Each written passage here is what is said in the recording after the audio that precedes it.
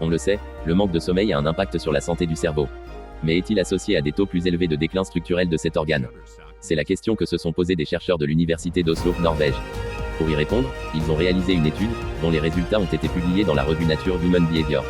Pour mener à bien les travaux, ils ont, dans un premier temps, passé en revue 8153 scanners cérébraux de 3893 adultes en bonne santé. Selon les analyses, aucune preuve d'un lien entre la durée du sommeil et l'atrophie cérébrale, soit le rétrécissement du cerveau, n'a été observée. Sommeil, dormir durant 6,5 heures pour un volume cérébral optimal.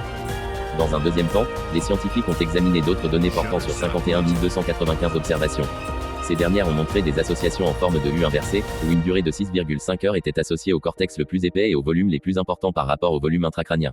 Cela correspond aux données convergentes de la recherche sur la mortalité, la santé et la cognition, qui indiquent qu'une durée d'environ 7 heures est associée à une bonne santé. Les analyses d'association à l'échelle du génome suggèrent que les gènes associés à un sommeil plus long chez les adultes qui ne dorment pas beaucoup sont liés à un sommeil plus court chez les personnes qui dorment plus que la moyenne, peut-on lire dans l'étude. Chaque personne dispose d'un rythme de sommeil qui lui est propre. Selon l'équipe, ces résultats remettent en question la notion selon laquelle un sommeil habituellement court entraîne une atrophie cérébrale, suggérant que les cerveaux normaux favorisent une durée de sommeil adéquate, qui est plus courte que les recommandations actuelles. Cependant, l'auteur principal des travaux, Anders Edgell, ne préconise pas de changer volontairement ses habitudes de sommeil en raison de ces données. Il estime que les besoins en sommeil varient considérablement d'une personne à l'autre. Tant que vous vous sentez bien pendant la journée, je ne m'inquiéterai pas de savoir si vous dormez 6, 7 ou 8 heures, a-t-il déclaré au magazine New Scientist.